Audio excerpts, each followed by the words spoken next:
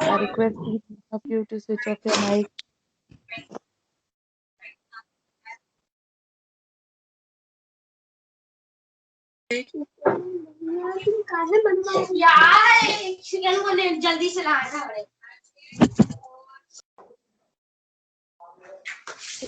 Oh, okay.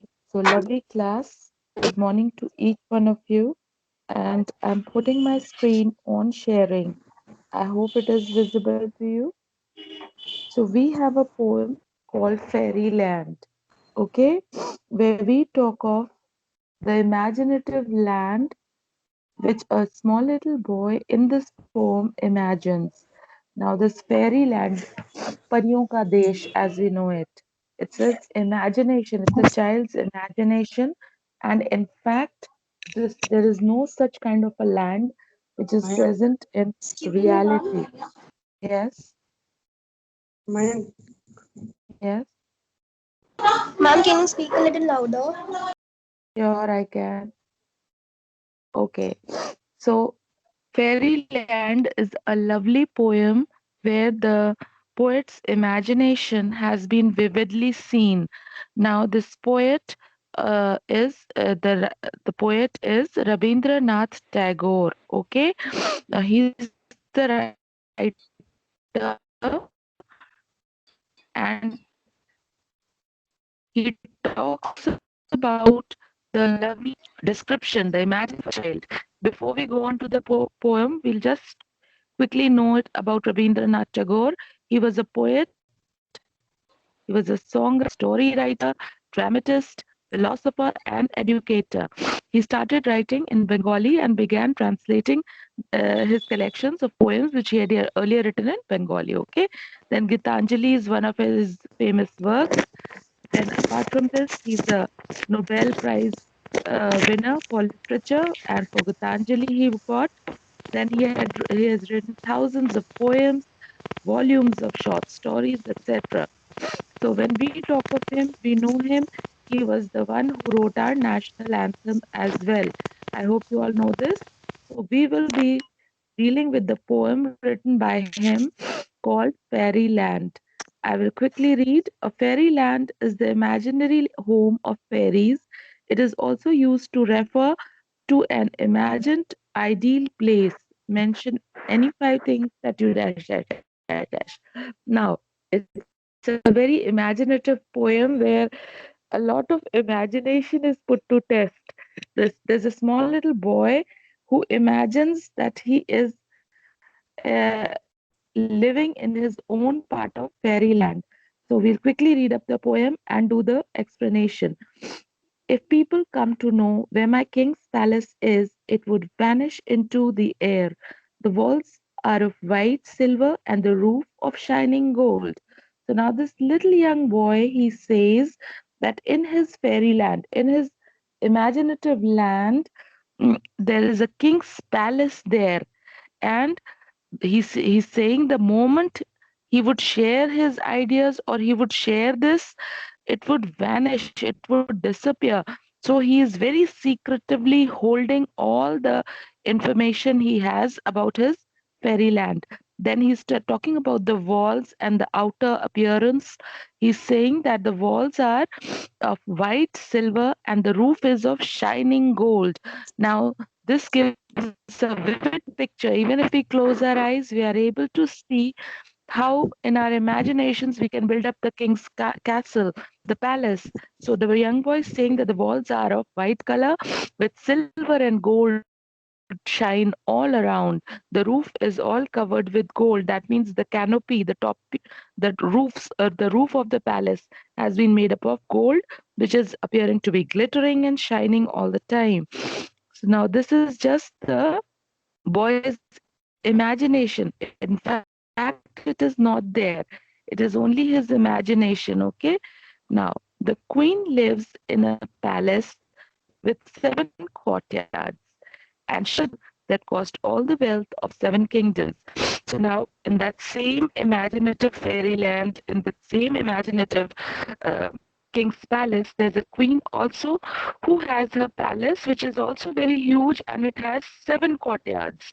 That means 7 grounds where a particular open space is provided. That means she has a huge open space which is equivalent to 7 courtyards. And then the jewels that she is wearing are also very expensive. They are so expensive that they are equivalent to the wealth of the kingdoms, the various kingdoms which are there. Okay, the 7 kingdoms. That means अगर 7 राजाओं के राज्यों को ले लें, utne expensive jewelry she is wearing just as her own possession. It is the jewelry is so expensive. Okay, but let me tell you, mother, in a whisper, where my king's palace is. Now, in spite of being very, very imaginative, this boy only shares his inner idea, his idea of the fairyland, his idea of the imaginative land which he is thinking of. He only wishes to share it with his mother. That means he confides in his mother. He only trusts his mother. And that too, can you see the word whisper here? That means he's not being very vocal in saying it. The moment others will know about it, it might, the kingdom might vanish. And how will it vanish? Actually, is it present there? No. It is only the boy's imagination, and he wants to keep it secret from all the others. Moving further, let's move on to the next page. Okay.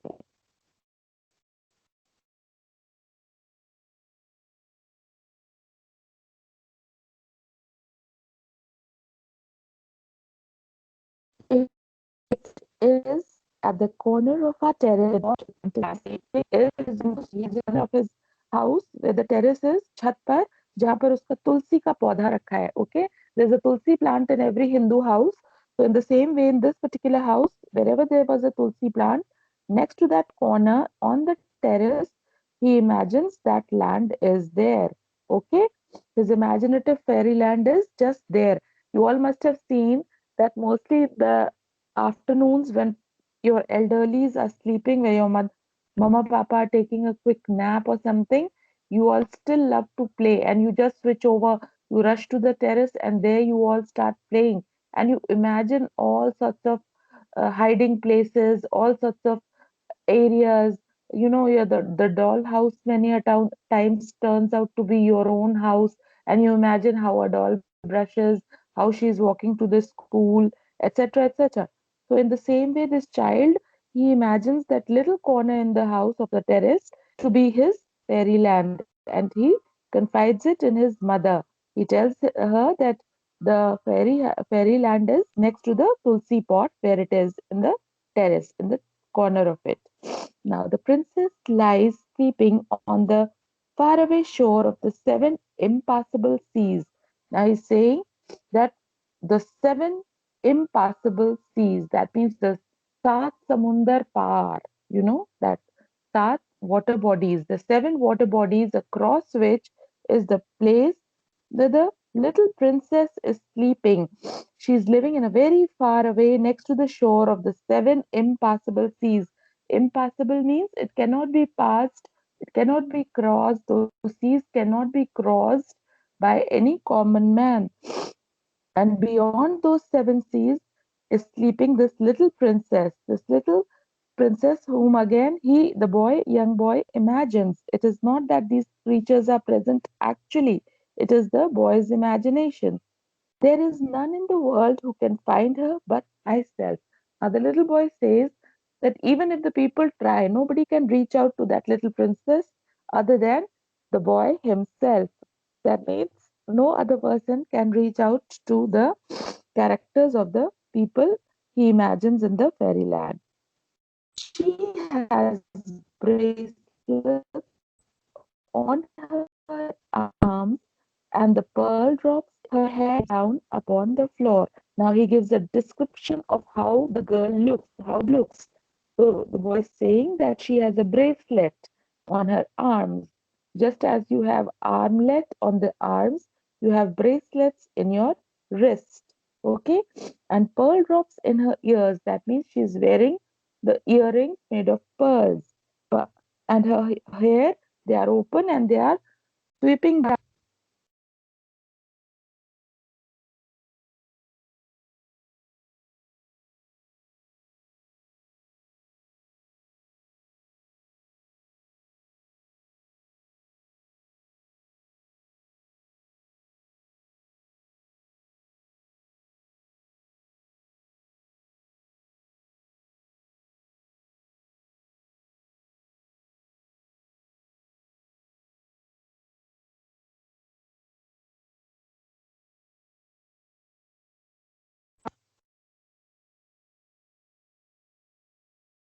Pass with which he can just wave a wand and he could make the princess get up.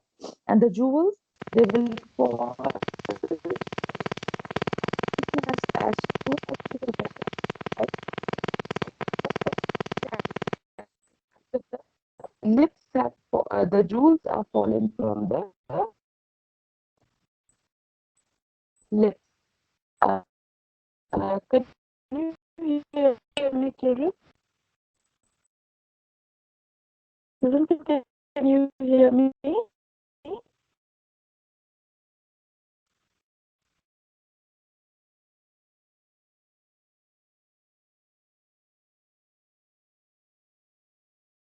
You're not responding. One of you put on your mic can just let me know.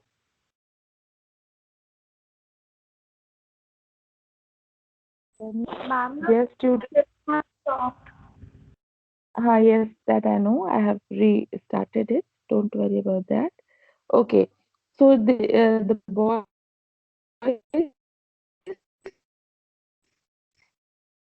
saying that when he waves his magic wand, the will be more precious than all the jewels.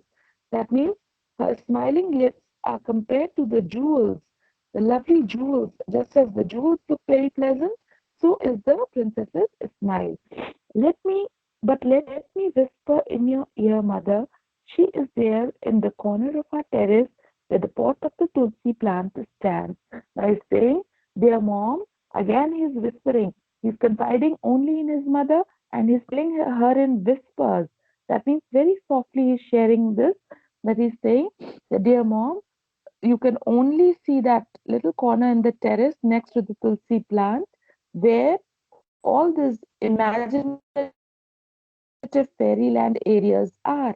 So that means that little corner in the terrace where the ceiling is the place where he imagines his fairyland to be.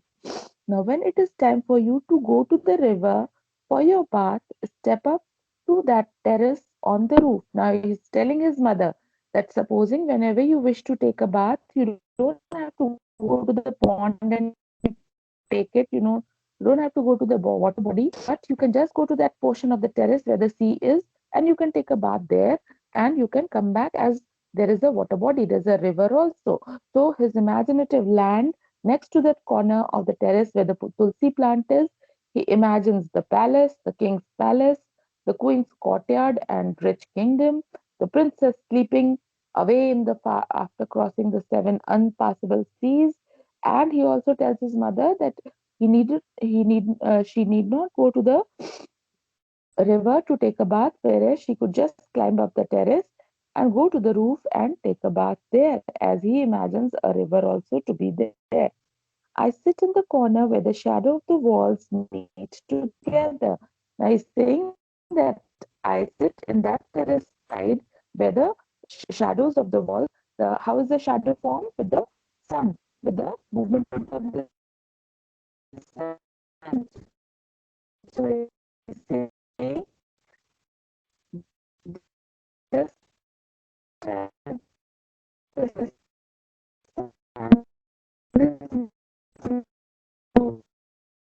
moving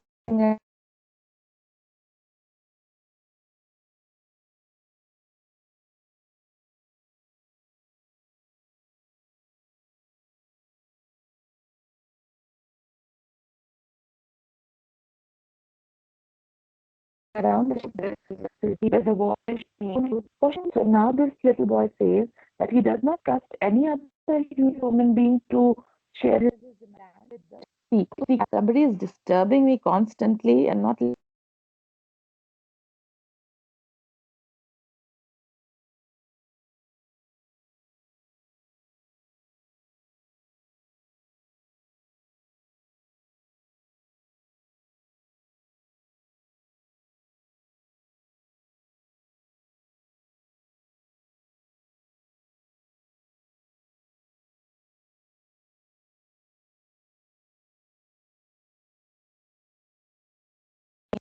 Now he's saying that uh,